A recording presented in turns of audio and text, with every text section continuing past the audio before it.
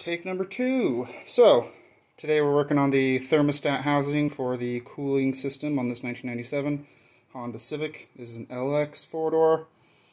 So to jump right into it, we're going for the thermostat housed in this position.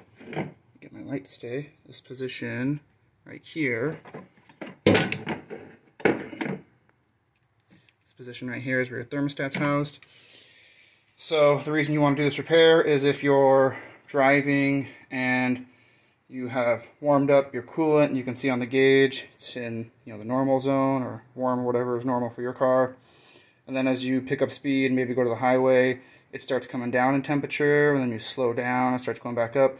That usually means that you have a stuck thermostat and it's stuck in the open position, and your coolant's just basically constantly circling. It doesn't block it off when it's supposed to keep it hot. The other side is it can be stuck closed, and that can cause it to get too hot. So if it just keeps climbing up in temperature, stop, check other things first. The thermostat's usually not the most assumptive thing, but if you come to a point where you're like, you can't figure out what's going on with the cooling system and you suspect it might be a thermostat, well, you're watching the right video. So get right on into it. We're going to take off the filter box and the intake pipe from the resonator. So you're going to come here and disconnect the hose clamp off of your valve cover breather right here. You're going to undo your air temperature sensor right here. You can either pull the whole sensor out on plug, or you can unplug it and just hang the wire. And then on the back of it, there's going to be this 10mm bolt coming in this way into this, in this bracket. And then on the right there is where you'd normally see the hose clamp for the filter box. And undo the nut on that, well, the bolt, I guess.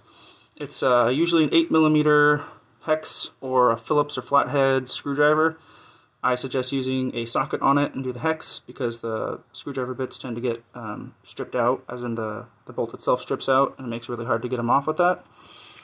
So once that's undone, you can either pop the filter box off by removing this boot plug right here, or I suggest the easier way is to actually come over here, pop this up. It's attached right here with 2 little banjo clamps. They're not actually like clamped on, they're just little pressure clamps. So you spread them apart a little bit, this holds it come up. It has 2 little tubes there that just have little rubber boots on them that seat inside the box. And then you'll undo that, and this pipe will come right out. And we've already taken everything off of this box we need to, and it should come right off. I'll set those aside. And that gives us free access to the thermostat housing itself. So you're going to have your plug for your temperature sensor right here. You're just going to undo that plug, standard pull tab plug. On mine, I had a ground hooked up to this. It was hooked up right here with a small 10mm bolt. So if you do have that attached right there, which I think you should with this type of block, I believe it's to help reduce the acidification of the coolant to get some of that charge to leave back into the charging system. So you're going to take those 2 off, and then you're going to have a 10mm bolt right here, a 10mm bolt right here. This was pretty easy to do with a 3/8 drive ratchet, a 3-inch extension, a universal bit, and a 10mm socket. You can pretty much do it however you want, but that's the way I would suggest doing it. It was also helpful to have a deep well 10mm socket to kind of reach without having to have the extension on. You can also undo the clamp here and remove this hose, and that'll give you a little bit more room. But before you start disassembling this, you need to make sure your coolant's drained first. So to drain your coolant, if your car is nice and cool, you come to the radiator, pop your cap off. Where is my second light? I'll just grab that one. We're going to go under the car, on the passenger side. On the passenger side, under the car with the half radiator design, you are going to see this guy right here. You want to loosen that, have a catch can below, and this is how you drain your coolant out. Make sure that the reservoir cap is off. It'll make it drain faster. If this is stuck, you can just grab some pliers, grab it, twist it. It tends to get stuck because it doesn't get drained very often. And drain out your coolant. You're going to want to do a little burping of your system, squeeze your pipes top and bottom to kind of work some of that coolant into the radiator to get it to come out. You can also do the quick drain method, which is just pop the clamp off your bottom hose and just let it dump in. Make a big mess, but I've seen some people who prefer to do it that way because this will probably take about 5 to 10 minutes to get the majority of the coolant drained out.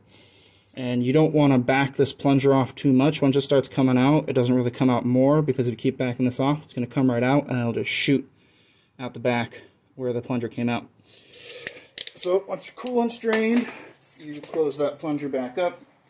You come back up to the top, put your radiator cap back on, make sure you don't get any debris in there. And we come back over to our thermostat housing. So now we've got our bolts taken off, 1 and 2, and this should just come right off. There shouldn't be a whole lot holding it in place. It might be a little sticky.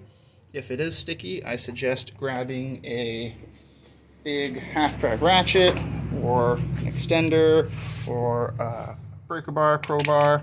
You can take this and you can wedge it between the block and the flange for the hose there. And you want to get as low as you can on this. You're actually pushing on the aluminum of the flange itself, and then you can kind of just give it a little wiggle and pop it off. The most common reason it'll be sticky is because it's been sealed with RTV.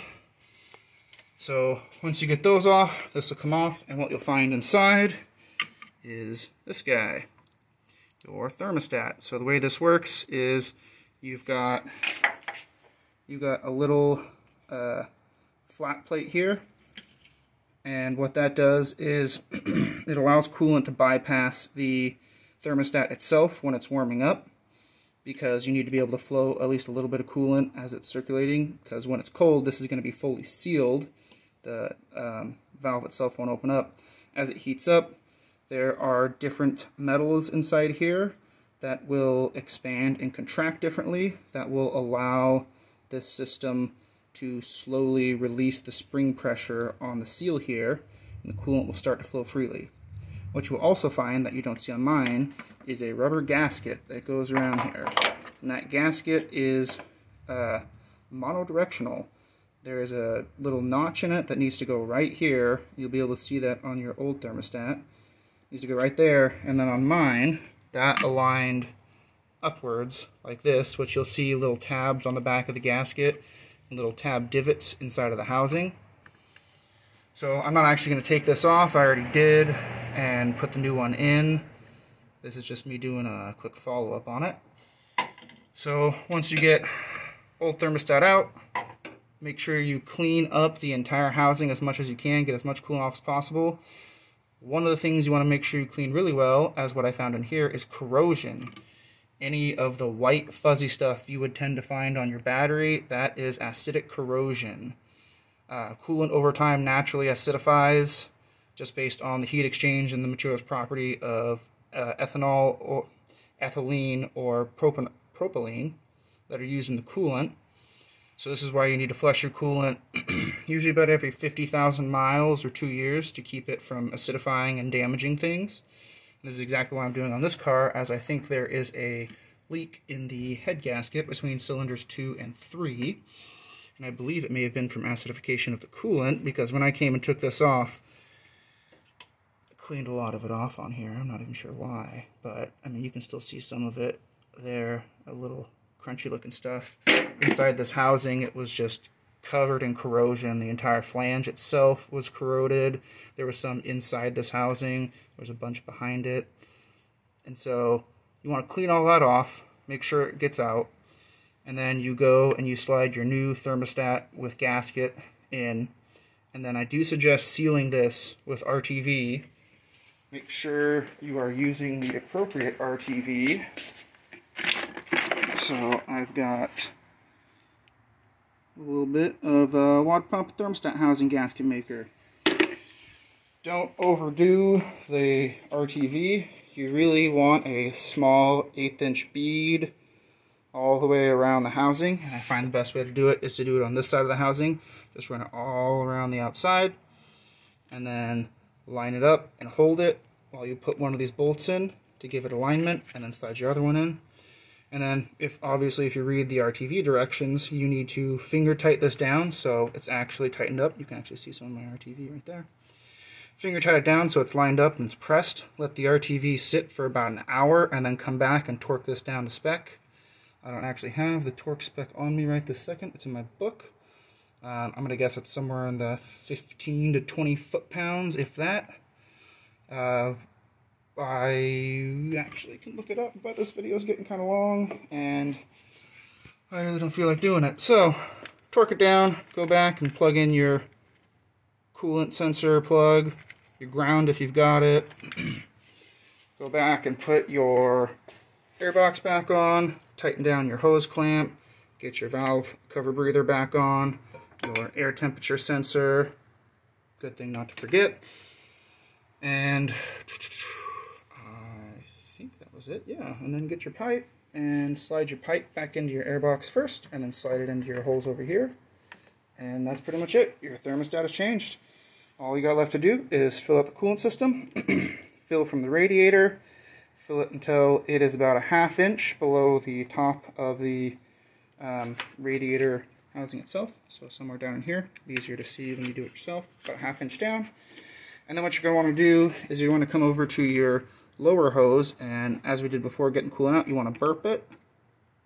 So squeeze it a little bit, and that'll help work some of this coolant into the voids that have now been made. And then this will probably settle down a little bit, put some more in. You also want to burp your upper hose, kind of just get as much coolant as you can back into the system before you start it. You want to make sure your reservoir is 100% full, because it is going to take some in to fill in those voids. Warm it up to temp, turn it off, let it sit, cool down all the way, come check the reservoir, check the top of the radiator. Once it's actually cold, the reservoir needs to be filled up, fill it up. If the radiator is low, fill it first, and then fill the reservoir. And that's pretty much it. Thermostats really don't have a servicing interval, but it is a good idea if your car makes it to a timing belt change. It's a good time to do a thermostat while you're already doing a timing belt and a water pump. And that is about all I've got right now for this. Thanks for watching, guys. Like, subscribe, comment, ask for videos. You guys know the deal. It's YouTube.